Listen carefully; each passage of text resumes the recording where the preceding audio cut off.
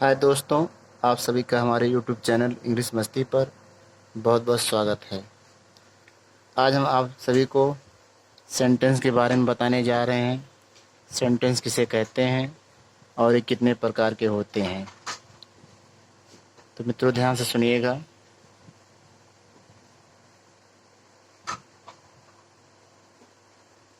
Sentence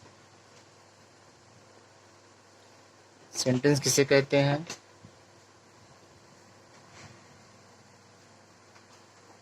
a group of words that gives us a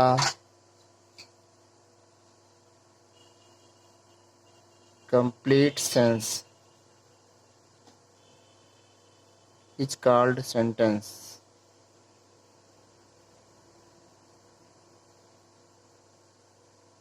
शब्दों का ऐसा समूह जो हमें एक संपूर्ण अर्थ दे, उसे हम वाक्य कहते हैं, उसे हम सेंटेंस कहते हैं। दूसरा स्टेप हमारा होगा how many types of sentence. इसका आंसर होगा there are 5 types of sentence.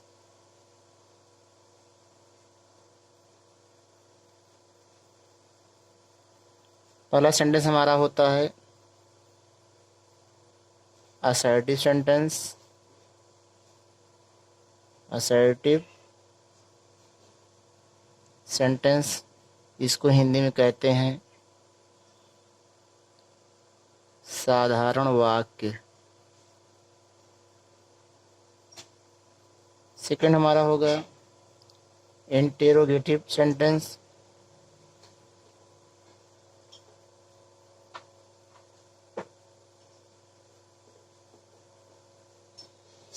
इसकी हिंदी होगी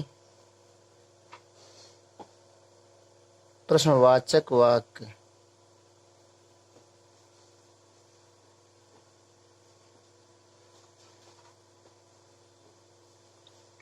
और तीसरा हमारा होगा इम्परेटिव सेंटेंस।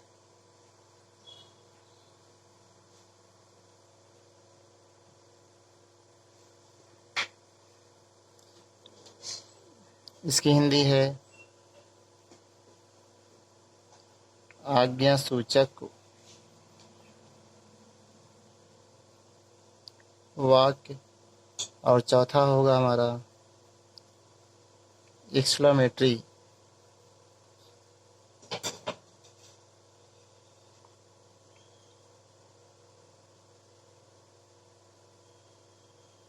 इसकी हिंदी होगी विस्मय सूचक वाक्य।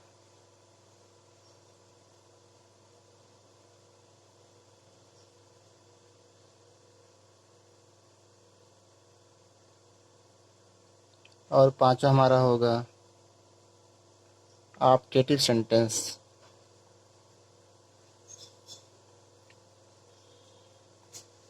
ऑप्टेटिव सेंटेंस, इसकी हिंदी होगी इच्छा सूचक वाक्य।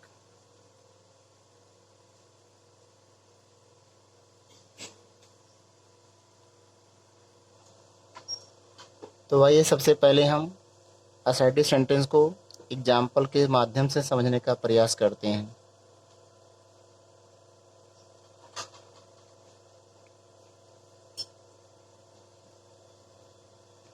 असर्टिव सेंटेंस के वाक्य के अंत में फुल स्टॉप लगा होता है। उसके बाद सबसे पहले असर्टिव सेंटेंस में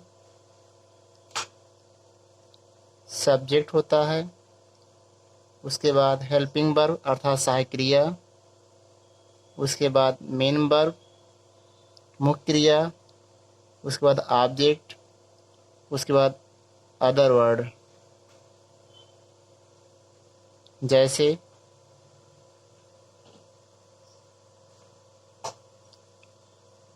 Ram goes to his school. Ram अपने स्कूल जाता है। दूसरा हमारा है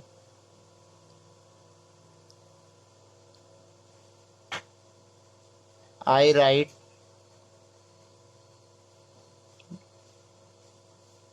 दिस लेटर। मैं इस पत्र को लिखता हूँ। ये भी हमारा असर्टिव सेंटेंस है, साधारण वाक्य है। तीसरा हमारा है you do not do your work. तुम अपना काम नहीं करते हो। और चौथा हमारा है she does not sing a song. वह एक गीत नहीं गाती है। ये दोनों सेंटेंस हमारे असर्टिव हैं, लेकिन यह सेंटेंस हमारा पॉजिटिव मोड में है। इसको हम अफर्मेटिव भी कह सकते हैं क्योंकि इसमें काम हो रहा है। इसको हम पॉजिटिव या अफर्मेटिव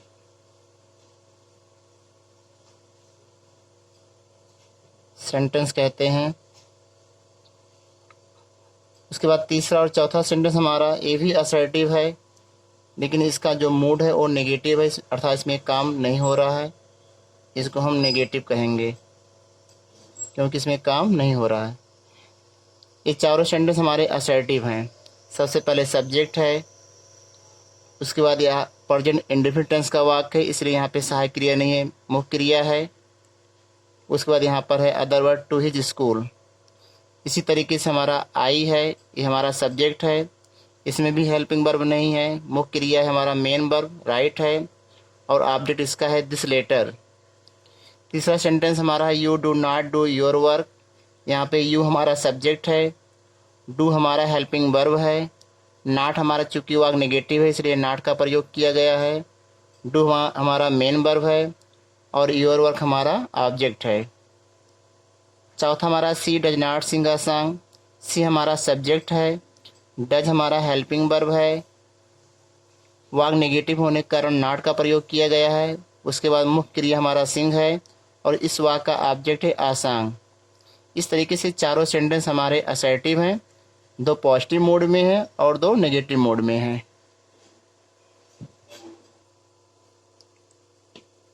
आइए हम लोग अगले सेंटेंस को समझें। अगला सेंटेंस हमारा है इंटेरोगेटिव। INTERROGATIV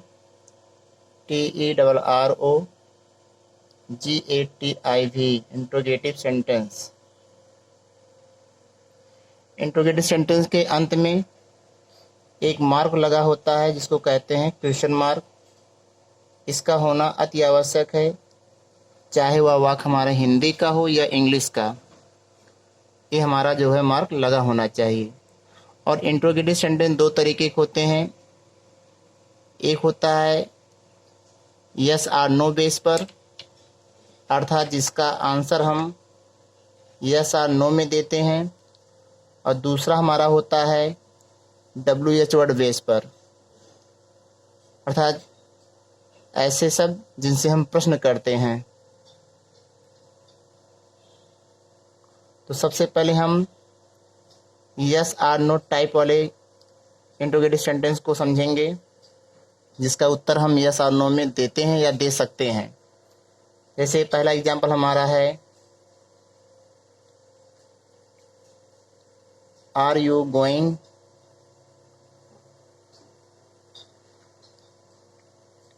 to market. क्या तुम बाजार जा रहे हो। अब इसका आंसर हम यस और नो में दे सकते हैं। अगर हम बाजार जा रहे हैं तो हम कह सकते हैं यस, अर्थात हम बाजार जा रहे हैं। अगर हम बाजार नहीं जा रहे हैं तो हम कह सकते हैं आंसर में नो, अथवा कि हम बाजार नहीं जा रहे हैं। दूसरा हमारा है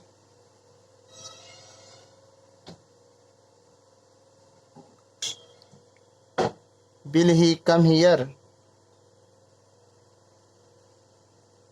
टुमारो। यहाँ पर भी क्वेश्चन मार्क लगेगा। इसकी हिंदी होगी क्या वह कल यहाँ आएगा। अब इसका आंसर भी हम यस और नो में दे सकते हैं। इसको हम एक दूसरा नाम भी देते हैं, जिसको कहते हैं फर्स्ट टाइप इंट्रोगेटिव सेंटेंस। और यहाँ पे जो सहायक क्रिया सबसे पहले लिखा गया है, इसकी हिंदी जब भी हम निकालेंगे तो सबसे पहले लिखेंगे क्या। जैसे आर यू है, लिखेंगे क्या तुम बाजार जा रहे हो, बाजार जा रहे हो। पीछे क्वेश्चन मार्क लगाना अनिवार्य है। इसी तरीके से दूसरा सेंटेंस हमारा था विल ही, तो इसको लिखेंगे क्या वह, क्या वह। टुमारो का कल, हियर का यहाँ, और क्रिया है कम, आना अर्थात आएगा। क्या वह कल यहाँ आएगा, पीछे क्वेश्चन मार्क। इसी तरीके से हमारा अगला एग्जाम्पल होगा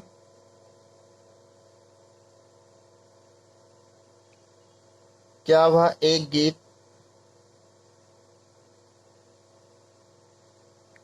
गाती है, यहाँ पे क्वेश्चन मार्क। अब यहाँ पे वह आया हुआ है, तो वह की दो इंग्लिश होती है, एक होता ही और एक होता है सी। तो पीछे से हम मालूम करते हैं कि यहाँ पे ही का प्रयोग करें, किसी का प्रयोग करें। क्योंकि यहाँ पे गाती लिखा हुआ है, इसलिए यहाँ पे हम सी का प्रयोग करेंगे। लेकिन सी का प्रयोग करने से पहले हम प्रेजेंट इंडेफिनिट टेंस का वाक्य है, इसलिए यहाँ पे लिखेंगे डज सी, डज सी, क्या वह। क्रिया है इसका सिंग, गाना, एक गीत, आसान, पीछे क्वेश्चन मार्क। इसका पैटर्न इस तरीके से लिखा जाएगा। इसका स्ट्रक्चर, सबसे पहले हम हेल्पिंग वर्ब लिखते हैं अर्थात सहायक क्रिया। उसके बाद सब्जेक्ट को लिखते हैं, सब्जेक्ट के अनुसार ही सहायक क्रिया लिखा जाता है। उसके बाद हम यहाँ पे मेन वर्ब लिखेंगे, उसके बाद ऑब्जेक्ट लिखेंगे, फिर अदर वर्ड, और पीछे उसके बाद क्वेश्चन मार्क का प्रयोग करेंगे। ये हमारा था फर्स्ट टाइप इंट्रोगेटिव सेंटेंस। इसी तरीके से हमारा WH वर्ड वाले सेंटेंस, इसको हम कहते हैं second type interrogative sentence. Second type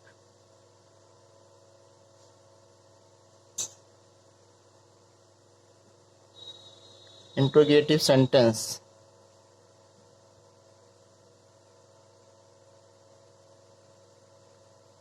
इसका स्ट्रक्चर होगा, सबसे पहले हम लिखेंगे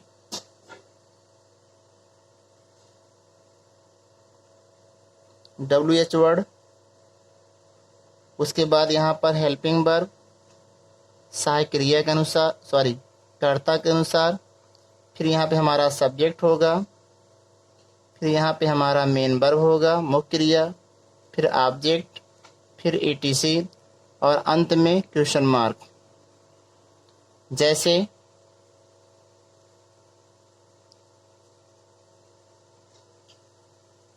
तुम कहाँ रहते हो,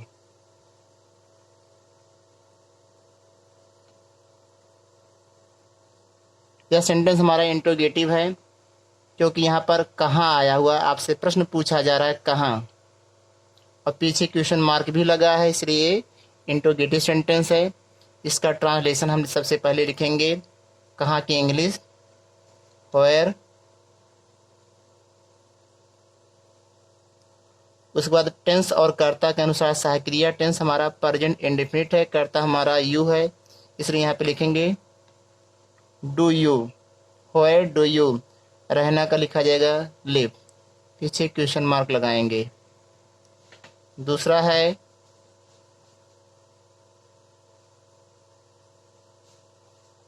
तुम्हारी कक्षा में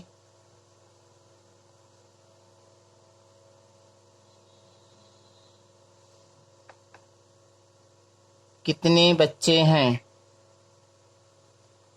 बच्चे हैं का अर्थ है कि कितने विद्यार्थी हैं, तो सबसे लिखेंगे कितने बच्चे।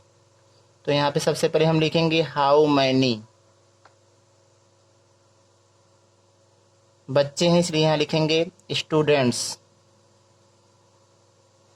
How many students. उसके बाद इसके अनुसार सहायक क्रिया हम लिखेंगे यहाँ पे आर, जो लिंकिंग वर्ब है।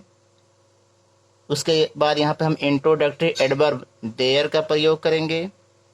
How many students are there, तुम्हारी कक्षा में। इन योर क्लास, पीछे लगाएंगे हम क्वेश्चन मार्क। अगला सेंटेंस हमारा है इम्परेटिव सेंटेंस। तीसरा,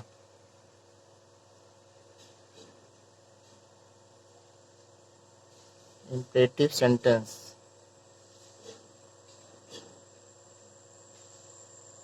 इम्परेटिव सेंटेंस के अंत में भी हम फुल स्टॉप का प्रयोग करते हैं, और इम्परेटिव सेंटेंस का जो कर्ता होता है वो यू होता है, लेकिन इसको लिखा नहीं जाता, इसको हम लिखते नहीं हैं सेंटेंस में, ये छिपा रहता है। तो सबसे पहले हमें जानेंगे कि इम्परेटिव सेंटेंस की शुरुआत में कौन कौन से शब्द आ सकते हैं। तो सबसे पहले हम यहाँ लिख रहे हैं नंबर 1, मेन वर्ब की फर्स्ट फॉर्म आ सकती है। नंबर 2, अगर वाक नेगेटिव में है तो आगे डू नॉट या डोंट आ सकता है। तीसरा, इम्परेटिव सेंटेंस की शुरुआत में प्लीज आ सकता है। चौथा है काइंडली आ सकता है। पांचवा है बी। छठवां है लेट। सातवां है नेवर। और आठवां है ऑलवेज। इन्हीं शब्दों से इम्परेटिव सेंटेंस की शुरुआत होती है। जैसे हम इसको एग्जाम्पल से के माध्यम से समझेंगे। पहला था हमारा मेन वर्ब की फर्स्ट फॉर्म, जैसे यहाँ पे लिख दिया जाए राइट अ लेटर। इसकी हिंदी है एक पत्र लिखो। दूसरा कह रहा है डोंट वाला, अगर इसके आगे हम डोंट लिख दें, डोंट राइट अ लेटर।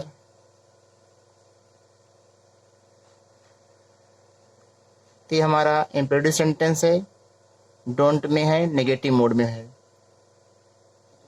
तीसरा अगर हम लिख दें प्लीज, सबसे पहले please give me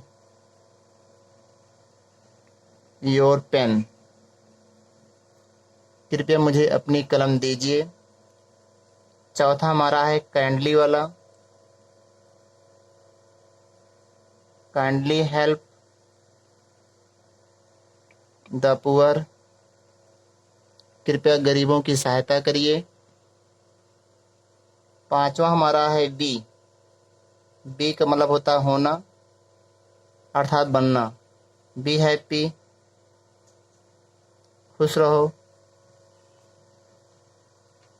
be honest, ईमानदार बनो। 2 सेंटेंस यहाँ पे हैं। छठवां हमारा था लेट।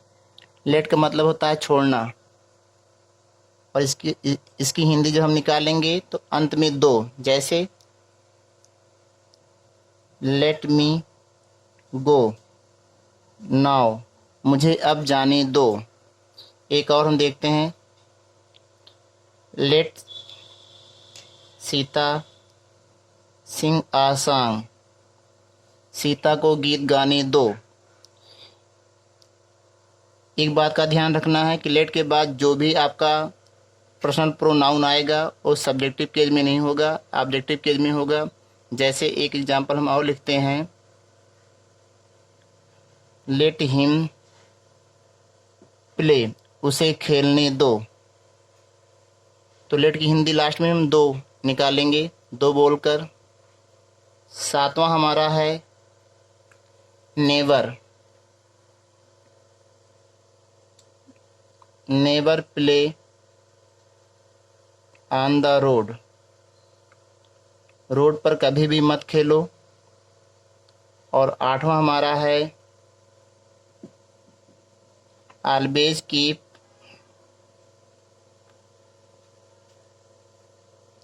Your self left. हमेशा अपने आप को बाएं रखो। एक एग्जाम्पल हम और लिखते हैं इसका। Always help the needy man. हमेशा ज़रूरतमंदों की सहायता करो। अब आप यहाँ देख रहे होंगे, यहाँ पे मेन वर्ब की first form don't, please, kindly, be, let, never, always लिखा गया है और उनसे संबंधित एक एक एग्जाम्पल आपके सामने हैं। जैसे मेन वर्ब की फर्स्ट फॉर्म यहाँ पे राइट है, फिर डोंट वाला वाक्य है, उसके बाद तीसरा प्लीज़ वाला वाक्य है, चौथा हमारा काइंडली वाला है, पांचवा हमारा बी वाला है, छठवां हमारा लेट वाले वाक्य हैं जिसके 3 एग्जाम्पल दिए गए हैं, पहला, दूसरा और तीसरा। चौथा हमारा है नेबर, कभी नहीं, और आठवां हमारा है सॉरी नेबर वाला 7वां था, और 8वां हमारा है ऑलवेज। इसके 2 एग्जाम्पल हैं जिसका अर्थ होता हमेशा।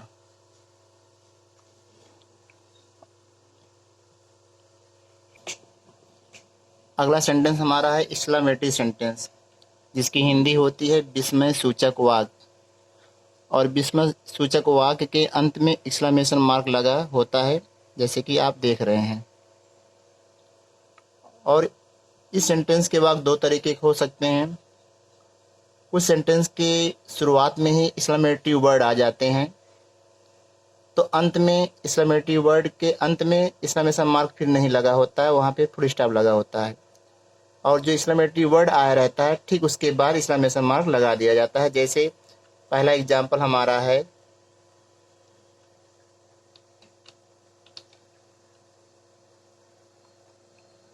हुर्रा।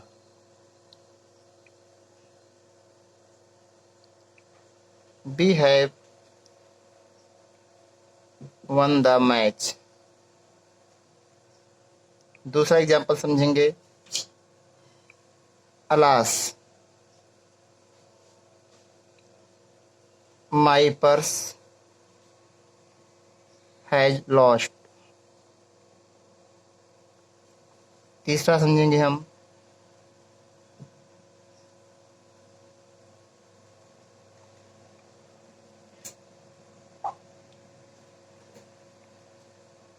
Wow so nice.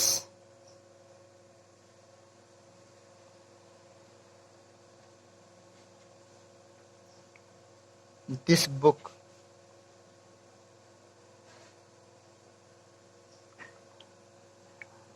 आप यहाँ देख रहे हैं कि एक्सक्लेमेटरी वर्ड है हुर्रा, जो खुशी का सूचक है, प्रसन्नता का सूचक है। उसके बाद सेकंड वाले में अलास आया हुआ है जो दुख का सूचक है। तीसरा वाव लिखा हुआ है जो आश्चर्य का सूचक है। इनको हम एक्सक्लेमेटरी वर्ड कहते हैं। अगर सेंटेंस की शुरुआत में अगर ये आ गए हैं तो ठीक उसके बाद एक्सक्लेमेशन मार्क लगा होता है, और वाक्य के अंत में एक्सक्लेमेशन मार्क नहीं होता बल्कि फुल स्टॉप का प्रयोग हम लोग करते हैं। एक्सक्लेमेटरी सेंटेंस की शुरुआत हाउ से भी होता है, जैसे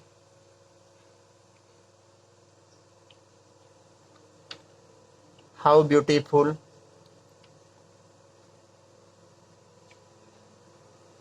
द फ्लावर इज। अगर सेंटेंस की शुरुआत एक्सक्लेमेटरी की हाउ से हो रहा है और ठीक उसके बाद एडजेक्टिव है, हाउ प्लस एडजेक्टिव, तो पीछे जो है एक्सक्लेमेशन मार्क लगा दिया जाता है। How beautiful the flower is, इसका अर्थ है कि फूल कितना सुंदर है। एक्सक्लेमेटरी सेंटेंस की शुरुआत हम व्हाट आ से भी करते हैं, जैसे what a great man you are. GREAT great man you are, तुम कितने महान व्यक्ति हो। तो आप ये देख रहे हैं कि एक्सक्लेमेटरी सेंटेंस की शुरुआत व्हाट से भी हुआ है, और इंट्रोगेटिव सेंटेंस की शुरुआत में भी हाउ और व्हाट आता है, लेकिन अगर इंट्रोगेटिव सेंटेंस का वाक्य रहेगा हाउ से स्टार्ट है या व्हाट से, तो पीछे क्वेश्चन मार्क लगा होता है। इसलिए कभी भी सेंटेंस को आइडेंटिफाई करने के लिए कहा जाए तो हाउ और व्हाट वाला वाक्य अगर आपके पास है, आपके सामने है, तो उसको पीछे से देख लें कि कहीं क्वेश्चन मार्क तो नहीं लगा है। अगर वो क्वेश्चन मार्क लगा हुआ है तो आप बताएंगे कि यह सेंटेंस हमारा इंट्रोगेटिव है, और नहीं तो अगर एक्सक्लेमेशन मार्क लगा हुआ है तो आप बताइएगा एक्सक्लेमेटरी सेंटेंस है। पांचवा हमारा है ऑप्टेटिव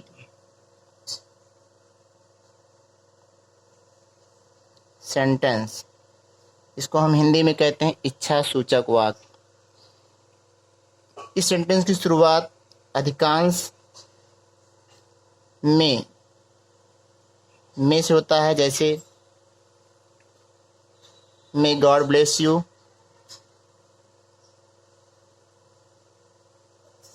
इसमें भी पीछे एक्सक्लेमेशन मार्क लगा होता है। दूसरा हमारा है may you win the race. इसमें हम अपनी इच्छा व्यक्त कर रहे हैं कि तुम जो है रेस को जीत जाओ।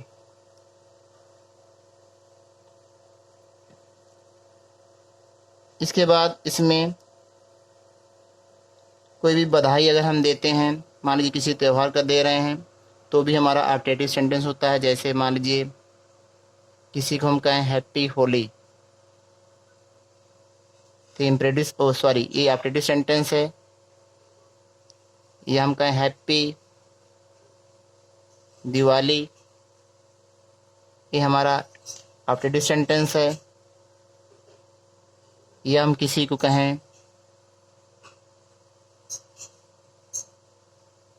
गुड मॉर्निंग, गुड नाइट और गुड इवनिंग। ऑप्टेटिव सेंटेंस में इच्छा व्यक्त किया जाता है। इच्छा चाहे वो अच्छी हो या बुरी हो, चाहे वो वरदान हो चाहे वो अभिशाप हो, वो आपका ऑप्टेटिव सेंटेंस ही कहलाता है। और एक्सक्लेमेटरी सेंटेंस में हृदय की तीव्र भावनाओं को, आश्चर्य को, दुख को, खुशी को व्यक्त किया जाता है।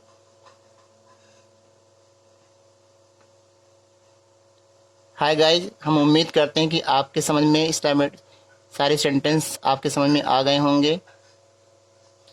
अगर आपको हमारा वीडियो अच्छा लगा हो तो प्लीज़ मेरे चैनल को सब्सक्राइब कर दें और बेल आइकन को प्रेस कर दें, जिससे आपको इस तरीके की वीडियो का नोटिफिकेशन आपको मिलता रहे।